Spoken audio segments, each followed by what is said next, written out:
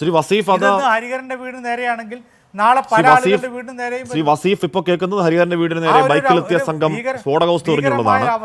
ശ്രീ വസീഫ്, ഒരു കാര്യം, ഈ പറയുന്ന വാക്കുകൾ, വാക്പോരിനൊക്കെ അപ്പുറം, വോട്ടിനപ്പുറം, ഒരു ലോക്സഭാ സീറ്റിനപ്പുറം നാട് നിലനിൽക്കേണ്ടത് ഇവിടുത്തെ ഓരോ പൗരന്റെയും അവകാശമാണ്. ആ നാട് ഈ കരുത്തോടെ, എന്താണ്, വർഗീയ വിഷലിപ്തമാവാത്ത രീതിയിൽ, ഏറ്റുമുട്ടാതെ, ചോരപ്പേത്തുണ്ടാവാതെ നിലനിൽക്കേണ്ടത് എല്ലാവരുടെയും ബാധ്യതയാണ്. ശ്രീ വി വസീഫ്. ആശ്മി, ഞങ്ങൾ വടകരയിൽ തെരഞ്ഞെടുപ്പ് കഴിഞ്ഞതിന് ശേഷം DYFI ഒരു പരിപാടി സംഘടിപ്പിച്ചു. ആ പരിപാടിയിൽ വളരെ കൃത്യമായി, നിങ്ങൾ അതിൻ്റെ വീഡിയോ ഉണ്ടെങ്കിൽ ഒന്ന് എടുത്ത് കേൾക്ക്. ഞങ്ങൾ പറയുന്നു, ഞങ്ങൾ യൂണിറ്റുകളിലേക്ക് പോകുകയാണ്. ഞങ്ങൾ ഇവിടെ ഉണ്ടായ ധ്രുവീകരണത്തിനെതിരെ, ഈ കോൺഗ്രസും അതുപോലെ തന്നെ UDF ഒക്കെ ശ്രമിച്ച ധ്രുവീകരണ രാഷ്ട്രീയത്തിനെതിരെ ക്യാമ്പയിനുമായി പോകുകയാണ്. ഞങ്ങൾ അവിടെ മാനവികത ഉയർത്തിപ്പിടിക്കുകയാണ്. ഈ സമൂഹത്തിനകത്ത് എല്ലാ മനുഷ്യരും ഒരുമിച്ച് ജീവിക്കേണ്ടതിന്റെ ആവശ്യകതയെക്കുറിച്ച് ഞങ്ങൾ പഠിപ്പിക്കുകയാണ് എന്നാ ഞങ്ങൾ പറഞ്ഞത്. അതിനാ ഞങ്ങൾ ശ്രമിച്ചത്. ഷാഫി പറമ്പിലിനെയും ഞങ്ങൾ വർഗീയ വിഷം എന്നല്ല വിളിച്ചത്, പൊളിറ്റിക്കൽ പോയിസൺ എന്നാ പറഞ്ഞത്, രാഷ്ട്രീയ വിഷം എന്നാ പറഞ്ഞത്. അങ്ങനെയാണ് ഞങ്ങൾ പറഞ്ഞത്. പിന്നെ ഇപ്പൊ ഇവിടെ ഈ പറയുന്ന കോൺഗ്രസിന്റെ വക്താവൊക്കെ പറയുന്നത് കേട്ടാ തോന്നും ഇവർ വലിയ മാന്യന്മാർ. നിങ്ങൾ ഈ അടുത്ത കാലത്തെ കണക്കെടുത്തോ, ഈ തൃശ്ശൂരിൽ ആരായിരുന്നു? ഹനീഫ, ലാൽജി ആരായിരുന്നു? നിങ്ങൾ ഗ്രൂപ്പ് തിരിഞ്ഞ് തല്ലിക്കൊന്നതാ, കുത്തിക്കൊന്നതാ.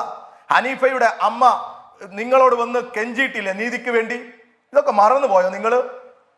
വെഞ്ഞാറമൂട്ടിലെ ഇരട്ട കൊലപാതകം നിങ്ങളല്ലേ നടത്തിയത്? ഫൈനാവ് എഞ്ചിനീയറിംഗ് കോളേജിലെ മിടുക്കനായ വിദ്യാർത്ഥി ധീരജിനെ കുത്തിക്കൊലപ്പെടുത്തിയത് നിങ്ങളല്ലേ? എന്നിട്ട് കുത്തിക്കൊലപ്പെടുത്തിയിട്ട് നിങ്ങളുടെ നേതാവ് എന്തായിരുന്നു പറഞ്ഞത്? K Sudhakaran KPCC president.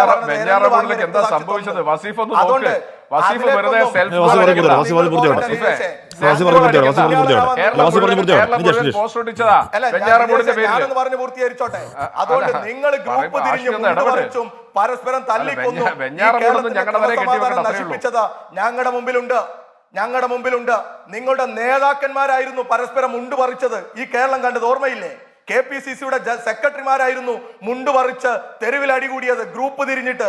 എന്നിട്ട് ആരെ പഠിപ്പിക്കാനാ നിങ്ങൾ വരുന്നത്? നാണമുണ്ടോ നിങ്ങൾക്ക്? അങ്ങനെ മുണ്ട് പറിച്ചവന് പ്രമോഷൻ കൊടുക്കുന്നവരാ നിങ്ങൾ. അങ്ങനെ തമ്മിൽ കൊല്ലുന്നവന് പ്രമോഷൻ കൊടുക്കുന്നവരാ നിങ്ങൾ. അതിന് പിന്തുണ കൊടുക്കുന്നവരാ നിങ്ങൾ. ഞങ്ങൾ പുറത്താക്കുമ്പോ നിങ്ങൾ അവരെ വാടകയ്ക്കെടുത്ത് കൊണ്ടുവന്ന് ഹരിഹരന്മാരാക്കി ഇവിടെ പ്രസംഗം നടത്തിപ്പിക്കും. അതാ നിങ്ങളുടെ ശ്രമം. ഞങ്ങൾ തെറ്റ് കണ്ടാൽ പുറത്താക്കും. അങ്ങനെ പുറത്താക്കുന്നവരെ നിങ്ങൾ കൂടെ കൂട്ടും. അവർക്ക് ട്രെയിനിങ് കൊടുക്കും VD സതീശന്റെ സ്കൂളിൽ നിന്ന്.